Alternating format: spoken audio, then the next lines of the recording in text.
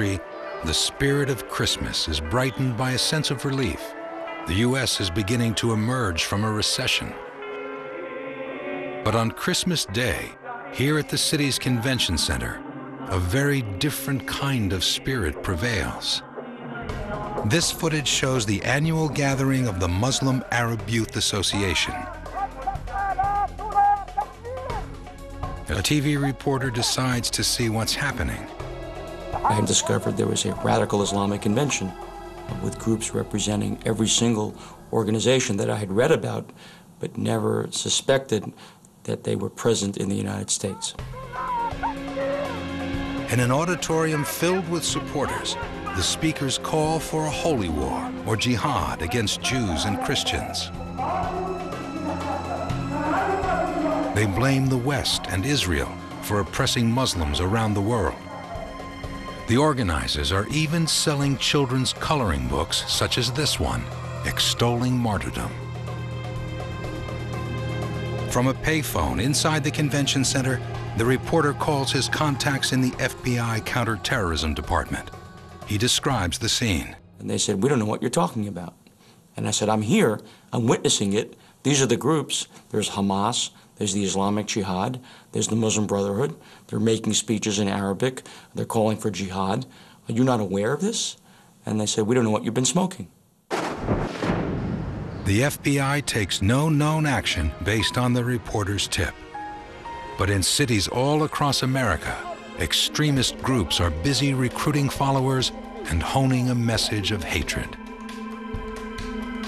I think that picture of the network of radical Islamic groups operating thoroughly below the radar screen in the United States tells the story of 9/11.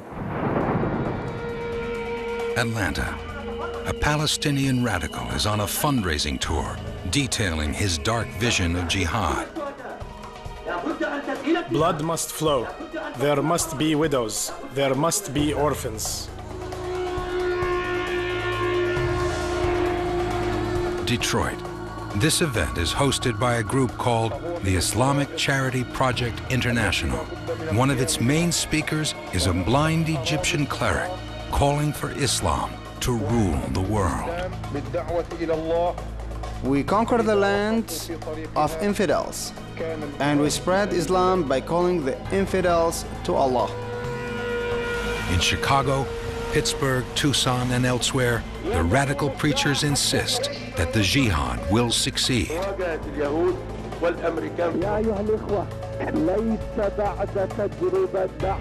Oh, brothers, after Afghanistan, nothing in the world is impossible for us anymore.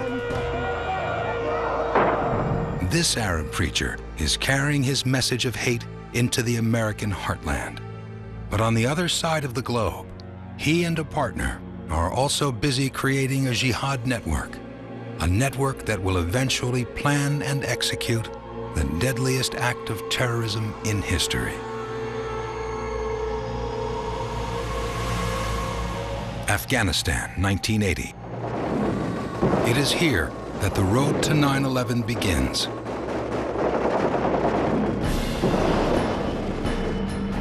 Afghan rebels known as Mujahideen, or Holy Warriors, launch a guerrilla campaign against the occupying Soviet army.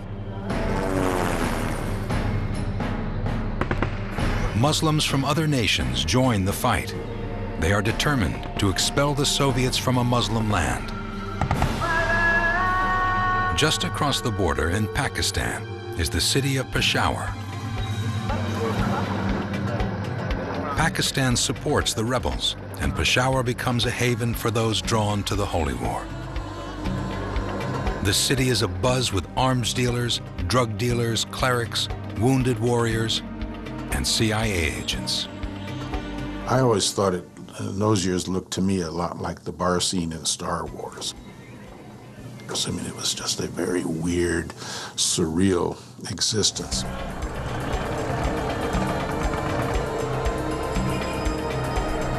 Among the thousands of Muslims who would answer the call to jihad, this young man, 6'5" tall, dressed in the baggy trousers and long linen shirt of an Afghan peasant.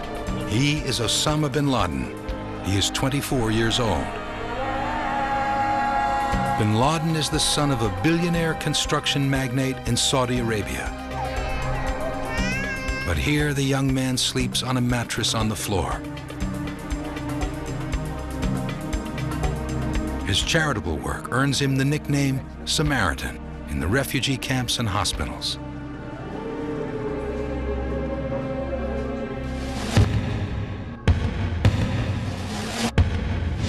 Murfreesboro, North Carolina, spring 1983. As the Afghan war rages, another young Muslim is finding his own way to the Holy War. Starting from a tiny Baptist college, a group of Muslim students gather in this dormitory to pray. In the Islamic tradition, they leave their shoes outside the door. Other students would come and steal the shoes and throw them in the campus lake. Among the targets of the practical joke is this engineering major, Khalid Sheikh Mohammed. He's the brainy and charming son of an imam or Islamic priest. Khalid grew up in Kuwait, but his family comes from a remote region of Pakistan, and in Kuwait they are often treated like second-class citizens. His college years only deepen his resentment. When Khalid graduates, he heads to Pakistan. There, he joins one of his 3 brothers who is running a charity for the Afghan rebels. 1984. Young Osama bin Laden uses some of his family fortune and contacts to bankroll a plan to create an international jihad network. It's the brainchild of radical cleric Abdullah Azzam. Azzam is a Palestinian whose hometown was occupied by Israel after the Arabs' crushing defeat in the Six-Day War. More than anyone, it is Azzam who has inspired Muslims, including bin Laden, to head to Afghanistan. The men give their organization an unassuming name, the Office of Services. The headquarters in Pakistan supplies arms and training to volunteers headed to the front. 1986. By now, the Afghan war is turning in favor of the rebels. But Arab volunteers play only a small part. By far, the biggest factor is a shoulder-fired missile called the Stinger, courtesy of the CIA.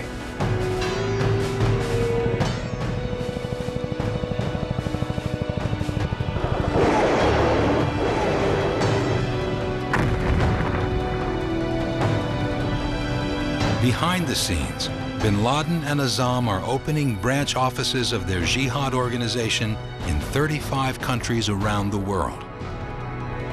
The U.S. will become a main focus, with a flagship outpost at this mosque, Al Farouk, here in Brooklyn, New York. They also set up shop in Boston, Chicago, Nashville, Atlanta, Sacramento, and 32 other cities. Many of the outposts are no more than a single individual raising money from an apartment or office. But the Jihad Network is laying a foundation for the future. It's creating an army of young men ready to fight the next battle in the Holy War. Jihad became a practical concept. It became approachable, accessible. It became something that empowered and mobilized the young masses within the Muslim world to start practicing a violent holy war.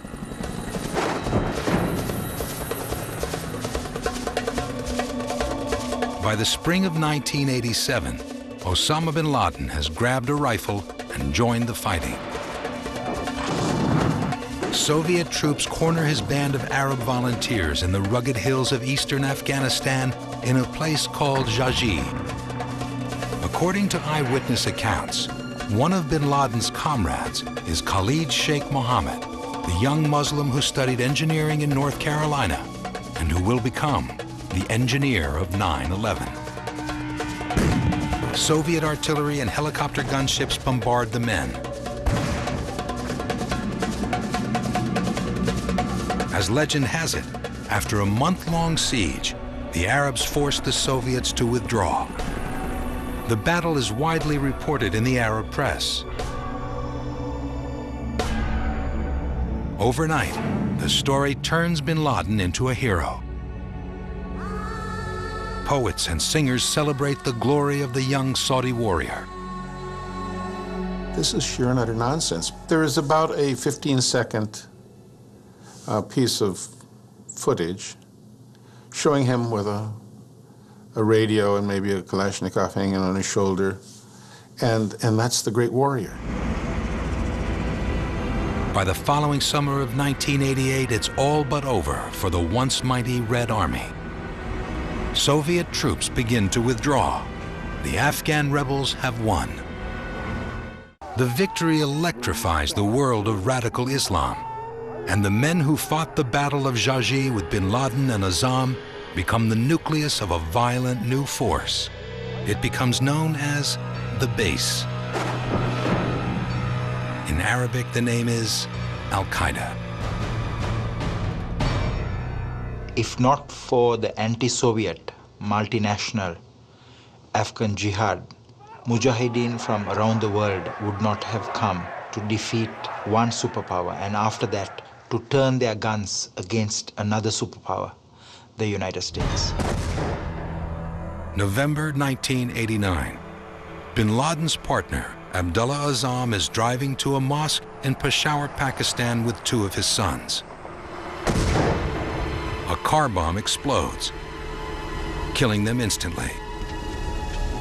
The murder, never solved, has the hallmarks of a mob rub-out.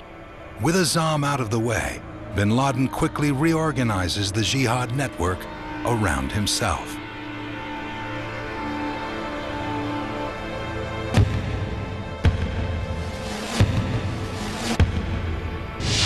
Riyadh, Saudi Arabia, August 1990.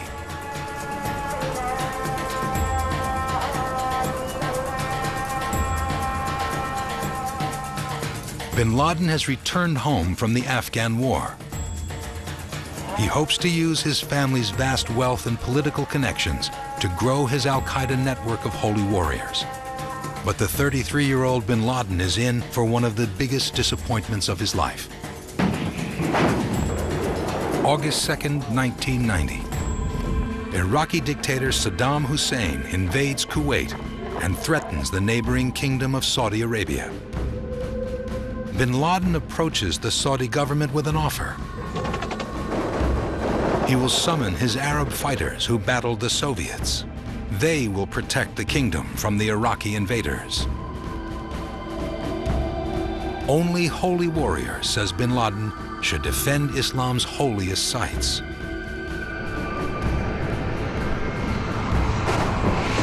Instead, the Saudi royal family chooses the protection offered by U.S. President George Bush. Bin Laden was politely turned down and told that Kuwait is not Afghanistan. Thank you, don't call us, we'll call you. The Saudis let U.S. troops use their kingdom as a staging area from which to drive Saddam from Kuwait. For bin Laden, the U.S. troops massing in the desert are living proof that the United States is the great infidel, and that all U.S. allies in the Middle East are enemies of Allah. He begins to spread the word to his followers that the Saudi royal family must be overthrown. At the same time, bin Laden's far-flung jihad network is roaring to life.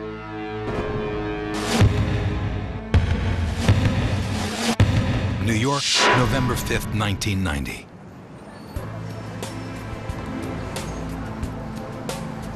This 34-year-old Egyptian named El Said Nosser dons the yarmulke of an observant Jew and pockets a .357 Magnum revolver. Nosser belongs to the Al Farouk Mosque in Brooklyn, a top jihad outpost in the U.S. Nosser enters a ballroom at this Midtown Manhattan hotel. Rabbi Meir Kahane, head of the tiny but violent Jewish Defense League, is finishing a speech to his followers. As Kahani steps down from the podium, Nasser pulls out the gun, fires twice, and a fatal shot enters the rabbi's throat.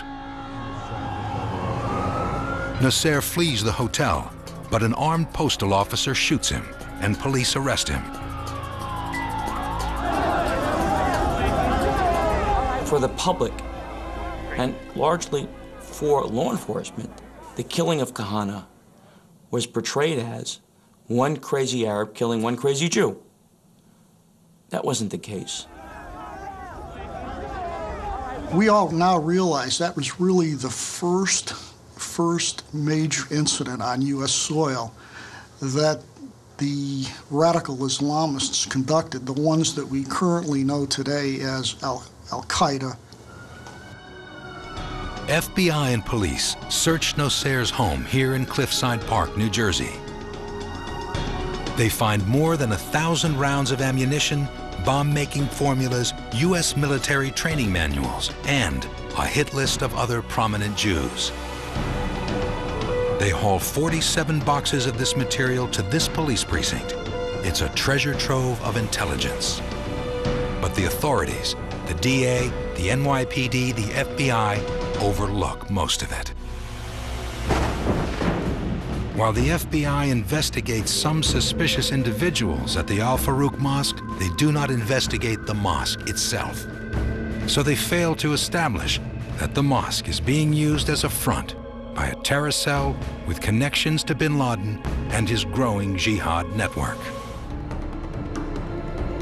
The next step on the road to 9/11 will be a casual conversation between two boyhood friends who want nothing more than to come to America and blow up buildings.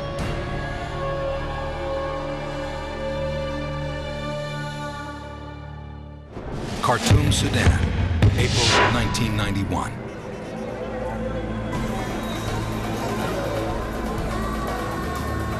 Osama bin Laden moves with his 4 wives, numerous children, and a core group of supporters here to this poor capital city in East Africa. Bin Laden is now living in exile from his native Saudi Arabia. He cuts a deal with the radical Islamic government of Sudan. Al-Qaeda provides money and weapons in return for sanctuary.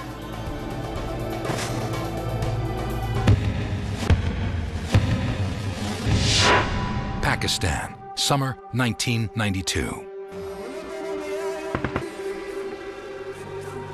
A young Pakistani named Ramzi Youssef has just finished a course in bomb making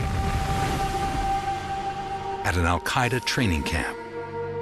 The 24-year-old, nicknamed the Chemist, likes to wear Armani suits. He holds an electrical engineering degree from a technical college in Wales. He's talking on the phone with a boyhood friend, Abdul Murad. He tells Murad his goal in life, to go to America, blow up buildings and kill Jews, as many as he can. Murad gives him an idea. Murad says, well, there are a lot of Jews in New York.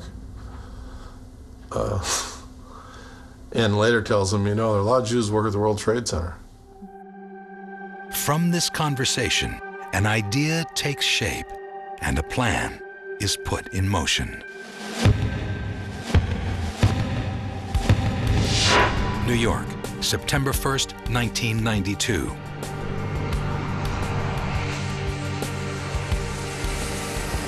A Pakistani Airlines flight from Karachi lands here at Kennedy Airport.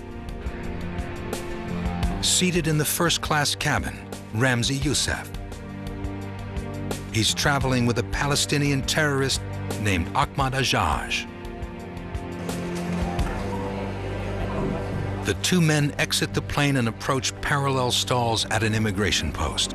The 6-foot-tall Youssef, dressed in a 3-piece silk Afghan suit, presents a perfectly forged Iraqi passport. He demands political asylum.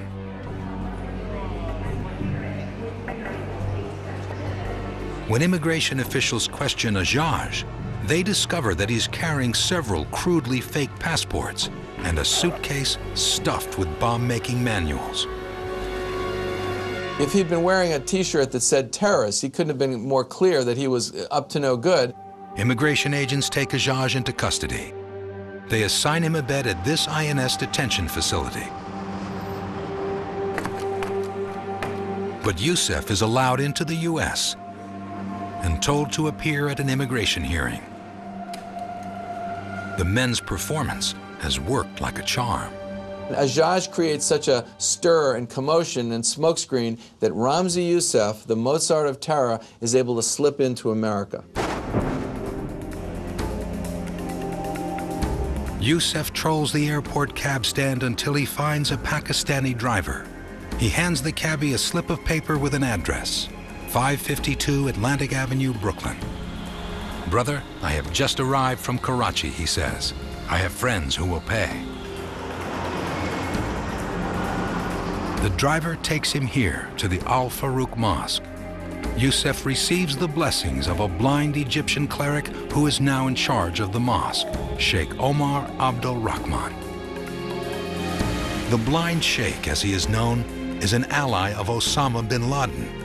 He has approved Youssef's plan to place a truck bomb in the basement of the World Trade Center. Throughout the fall and winter, Youssef and 3 other members of the Al Farouk Mosque are hard at work inside this storage facility in Jersey City, New Jersey, just across the Hudson River from Manhattan. Under Youssef's direction, they assemble the device they hope will topple the Twin Towers and kill thousands of people. February 26, 1993. 2 strands of Islamic terrorism converge for an attack on this symbol of America's global dominance. The blind sheikh provides the manpower and inspiration. Ramzi Youssef, the bomb-making expertise. Hovering in the background is the growing Al-Qaeda network, led by Osama bin Laden. Youssef packs a rented Ryder truck with a volatile mixture of 1,500 pounds of fertilizer, fuel oil, and nitroglycerin. Around noon, he and 3 colleagues park the truck in a garage 2 stories beneath the North Tower of the World Trade Center. Minutes later, Youssef lights the fuse with a cheap cigarette lighter and speeds off.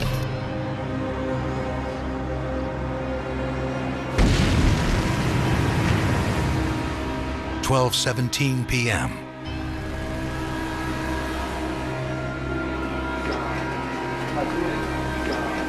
The bomb rips a 7-story hole right through the tower's core. 6 people are killed.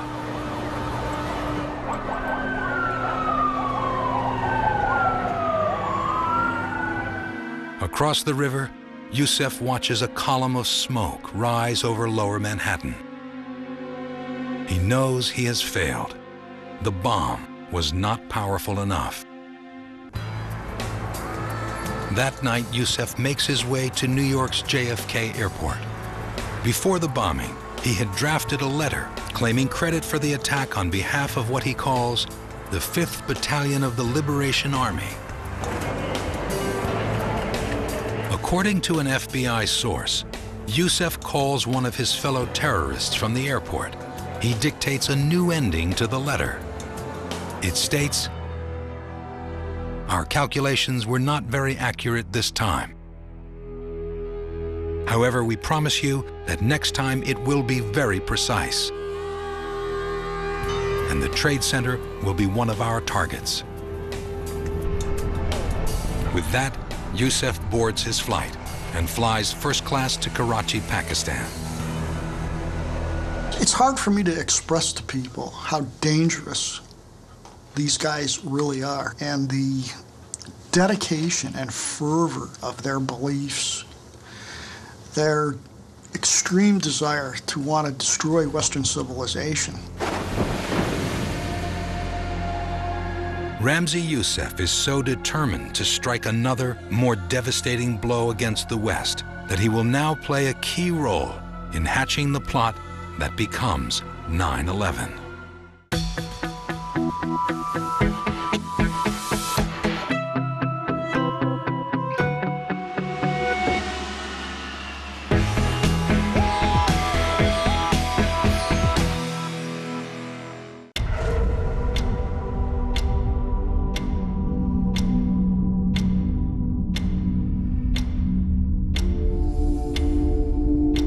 Os ataques terroristas do 11 de setembro mudaram o mundo para sempre.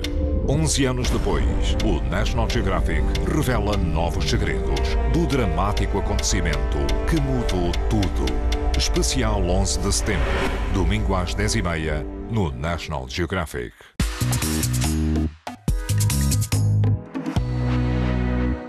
Os recursos naturais do planeta são essenciais para a sobrevivência e para o desenvolvimento económico e social da humanidade.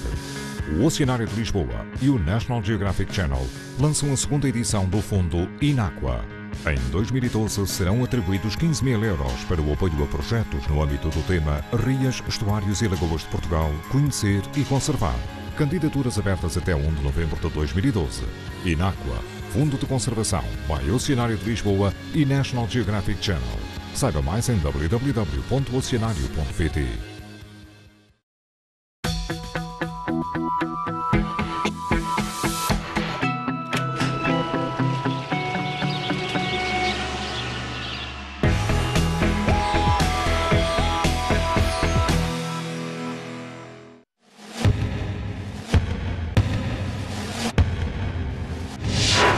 Pakistan, July 1994.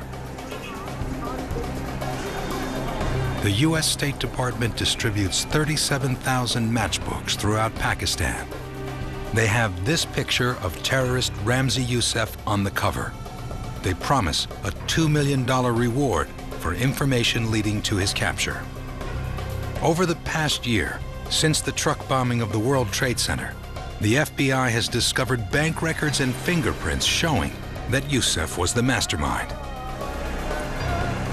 The young engineer with a weakness for Armani suits is indeed living in his native Pakistan. But Youssef's well protected by the country's radical Islamic community. And he is still stung by his failure to topple the Twin Towers.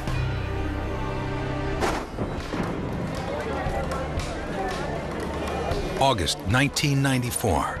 In a deserted warehouse here in the bustling city of Lahore, Pakistan, Youssef is teaching his childhood friend, Abdul Murad, how to build bombs. Youssef calls it making chocolate. Murad has returned to Pakistan after 2 years training at flight schools in Texas, North Carolina, and New York. It was Murad who gave Youssef the idea to bomb the World Trade Center. Now the two men are brainstorming again, coming up with ingenious ways to kill lots of civilians. At one point, Murad thought, you could take a plane, you could turn a plane into a bomb. You could fly it into a building, you could kill a lot of people with it.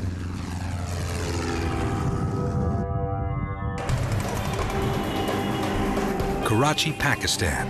The two young men meet at a restaurant on Tariq Road. They discuss the airplane idea with someone who could help make it happen.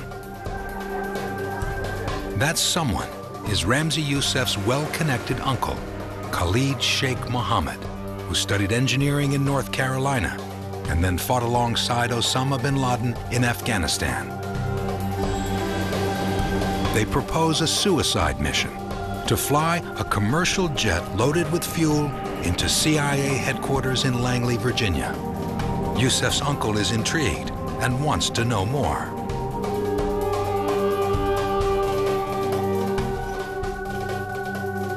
He presses his nephew's old friend Murad for details about the length of pilot training, the screening process, even the addresses of U.S. flight schools. The obvious person to fund such a scheme would be Khalid Sheikh Mohammed's fellow Afghan war veteran, Osama bin Laden.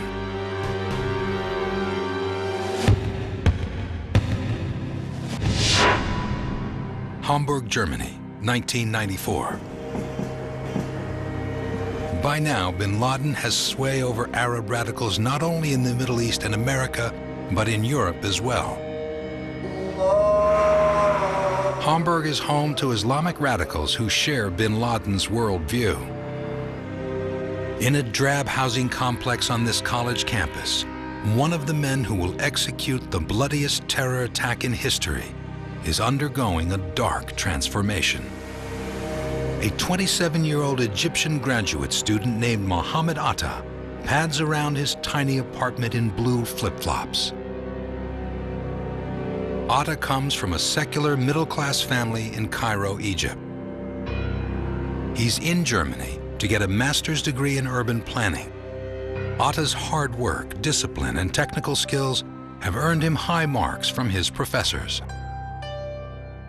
You know, to impress a German, you have to be a perfectionist. He was a perfectionist in every sense. But like many other young Arab men, Atta is angry and alienated. He hates the Egyptian regime back home. It's repressive, it's allied with the US, and it's at peace with Israel. While in Hamburg, Atta begins to embrace radical Islam. He wears the same few pieces of clothing every day: cotton pants and a sweater his mother knit for him. His roommate sometimes sees Atta sitting alone, eating mashed potatoes right out of a pot. When it was full, he'd shove the whole pot in the refrigerator with the fork stuck in it, take it out the next day, eat some more. Atta prays 5 times a day, no matter where he is. At the local mosque, he hears talk of jihad and martyrdom. He does not yet know anything about the plot that will become 9/11. But his mind and spirit are preparing for it nonetheless.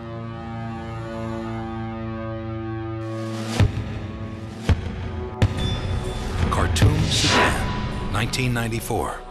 For the past 3 years, Osama bin Laden has been running al-Qaeda from his headquarters here in East Africa.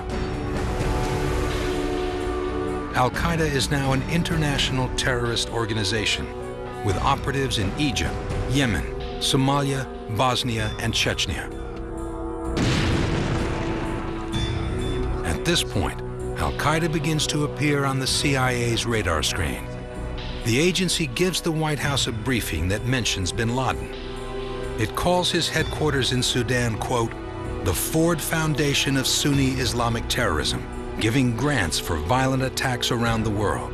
We had a lot of circumstantial evidence. We weren't quite sure what it meant. Was bin Laden really a threat, or was he just another Saudi spendthrift who was throwing money around to radicals? He seemed to be coming up everywhere. He was like Elvis. Every time you read about a terrorist group in a different country carrying out violent action, you heard the name Osama bin Laden, and you wondered whether it was just sort of a fictional person. Agents based in Sudan are authorized to keep an eye on bin Laden, but nothing more. Al-Qaeda training camps are terrorist assembly lines, churning out Muslim warriors who then return home, ready to die for the jihad. For every person you trained, he was supposed to go back and train 1 or 2 persons. And then those people would train someone else, and it kind of grew exponentially.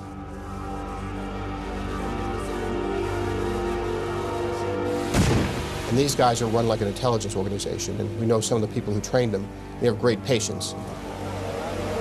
By the end of 1994, 3 such patient men, deeply committed to the jihad movement, Ramzi Youssef, his friend Abdul Murad, and his uncle Khalid Sheikh Mohammed, are nurturing the most ambitious terrorist plot in history.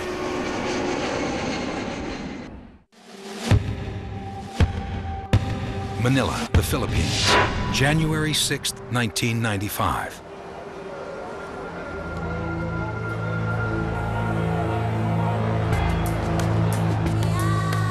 The mastermind of the World Trade Center truck bombing, Ramzi Youssef, has relocated here from his native Pakistan.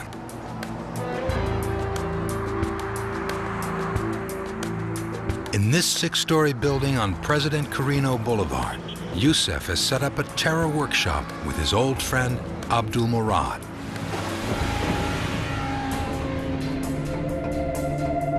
He has transformed the kitchen into a bomb factory. As Youssef cooks up explosives by the sink, the concoction accidentally ignites. The acrid smoke drives the two men from their apartment. It attracts the attention of the Philippine National Police.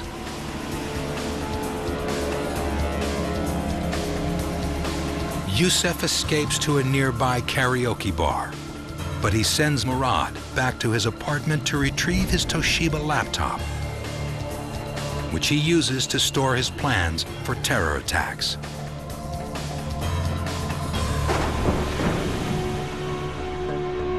Police arrest Murad as he tries to flee. They also seize the laptop. Youssef is watching from across the street.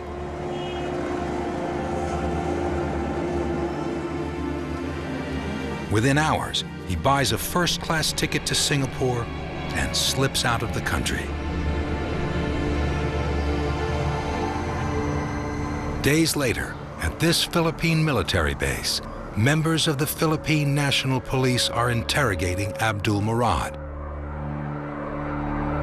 He refuses to say much. Police beat him until his ribs break. They extinguish cigarettes in his ears and on his genitals. They force so much water down his throat he nearly drowns. After a month, he finally cracks. He reveals details of terrorist schemes that he developed with Ramzi Youssef.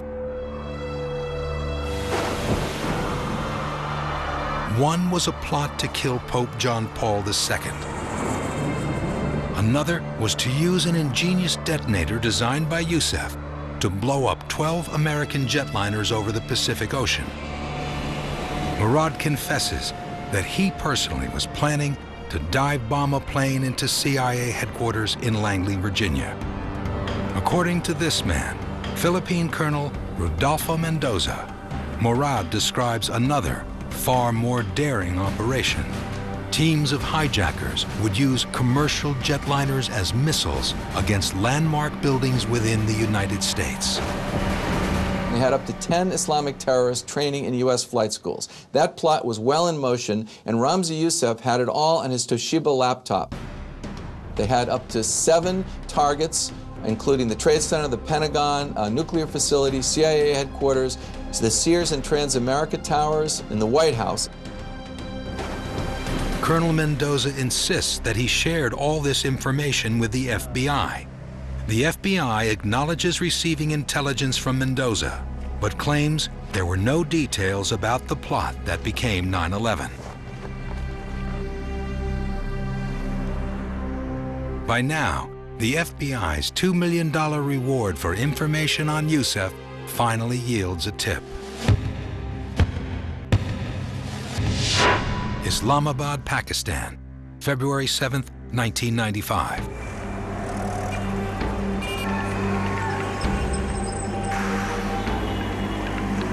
U.S. authorities confirm that Youssef is hiding out in a safe house. The building is owned by Osama bin Laden. A team of American and Pakistani agents race through Islamabad toward the Sukasa guest house. They literally jumped out of the cars, ran up the steps, kicked in the door of his hotel, and he was laying in bed. They arrest Youssef and take him into custody. His uncle, Khalid Sheikh Mohammed, is in another room of the same Al-Qaeda safe house. But the uncle walks away into the shadows of radical Islam's underground network. And it now becomes Khalid Sheikh Mohammed's mission to carry out the idea developed with his nephew for flying commercial planes into American landmarks. Within 36 hours of Youssef's arrest, FBI agents are transporting him by helicopter to a New York City jail to await trial. The pilot passes the Twin Towers. One of the FBI agents lifts Yousef's hood and points toward the World Trade Center. See? It's still standing, he says. Ramzi Yousef replies that if he'd had enough time and money, he would have brought the whole thing down.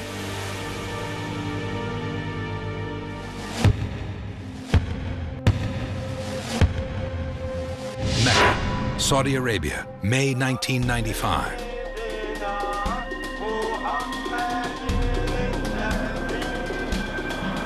Egyptian graduate student Muhammad Atta performs a Hajj, the ritual pilgrimage to the holiest sites in Islam. The experience has a profound effect on him.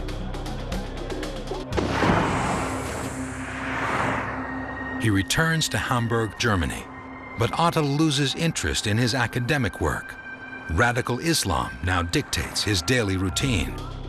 As graduation nears, a work-study grant allows him to return to his native Cairo. But when Atta looks for a job, the urban planning major can't find one. All he finds is corruption and nepotism, a world he cannot crack. I should imagine Atta every single time that he went back to Cairo during his stay in Germany, that he got even more and more frustrated. And I think gradually he was there for the taking. By 1996, Muhammad Atta is already a familiar face at this storefront mosque in Hamburg called Al-Quds. It's a hotbed of radical Islam. Among those coming to the nightly prayers is at least one Al-Qaeda recruiter.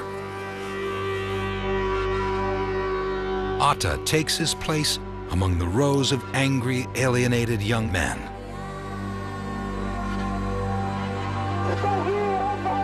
They hear fiery imams call out for the blood of Jews, Christians, even Muslims who have strayed from the true path.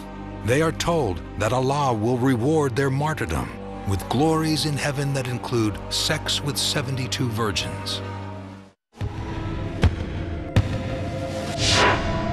Jalalabad, Afghanistan, summer 1996.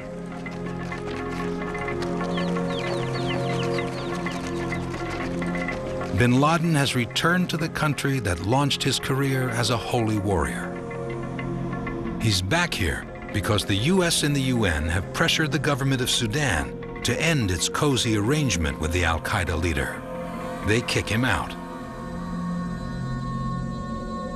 So he arrives in Afghanistan in the early summer of 1996, and what does he do? The first thing he does is retreat to a camp outside of Jalalabad, and he writes a very long declaration of war against the United States. Bin Laden calls for a new holy war to evict US troops from Saudi Arabia. He intends to launch this jihad from his base in Afghanistan. It sent shockwaves through us. It was pretty clear from the first that bin Laden meant what he said, but it didn't catch much attention.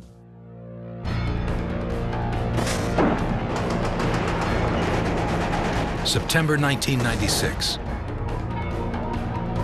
A radical Islamic sect called the Taliban seizes control of the Afghan government and its capital city, Kabul.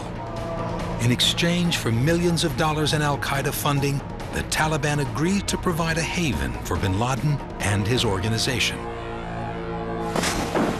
The CIA's newly created Bin Laden unit learns that Al-Qaeda has a military committee planning operations against US interests worldwide, and that bin Laden has tried to acquire nuclear and chemical weapons. At his new headquarters, bin Laden starts taking meetings with terrorists looking to get their pet projects funded. They waited for freelancers to come by and say, listen, I have a project. I'm going to attack this, or I'm going to blow up that, or I'm going to assassinate this person. And if they really liked the project a lot, then they would fund it quite a bit, and it sort of operated like a franchise. One of these freelancers is Khalid Sheikh Mohammed. Sometime in the middle of 1996, he reunites with fellow Afghan war veteran Osama bin Laden at bin Laden's camp in Tora Bora, Afghanistan. Since the arrest a year earlier of his nephew, Ramzi Yousef, he has been identified by the FBI as a terrorist. In fact, U.S. intelligence will begin referring to him by his initials, KSM. He fled to Afghanistan just as FBI agents were closing in. KSM pitches bin Laden several ideas he developed with his nephew.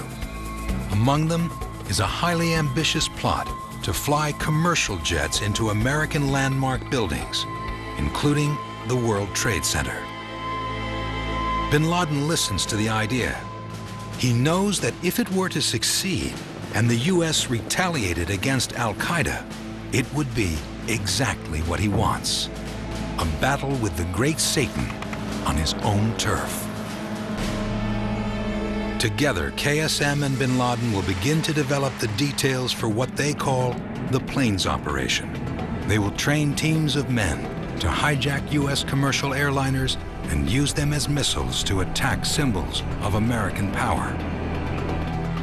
And before long, bin Laden will start proclaiming his jihad directly to the American people.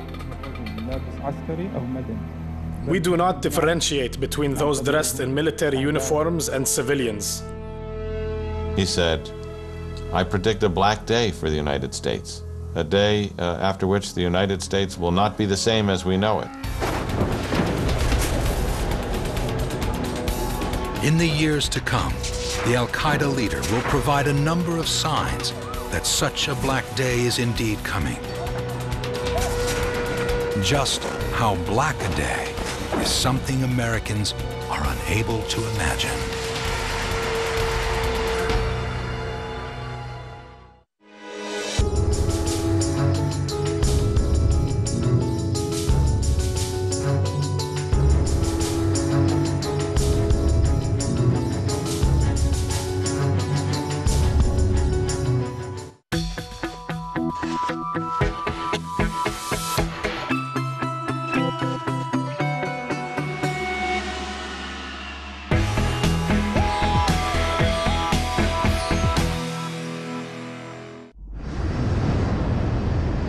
Depois do pânico, depois do medo, depois da catástrofe, chega a explicação.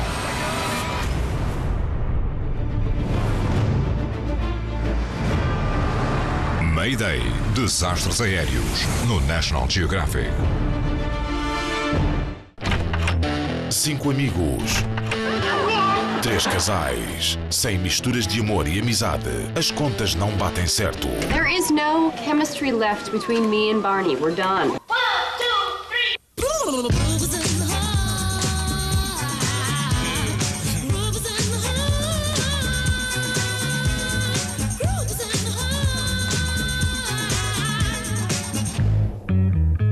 Foi assim que aconteceu. Segunda às 9h05. Dá ritmo ao coração. Na Fox.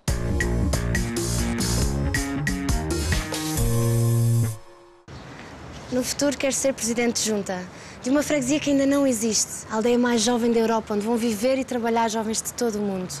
Uma aldeia com autonomia de energia. É o futuro.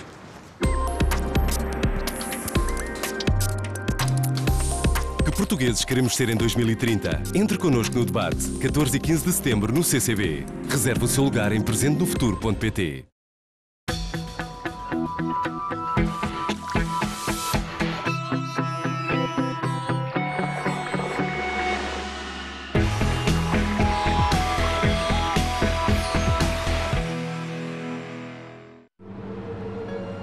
In 1997. The American economy is on a tear. Unemployment is at a 28-year low. Internet stocks are levitating. The chairman of the Federal Reserve sums up the era with a single phrase: irrational exuberance. However, in the years to come, Osama bin Laden will provide a number of signs that such a black day is indeed coming.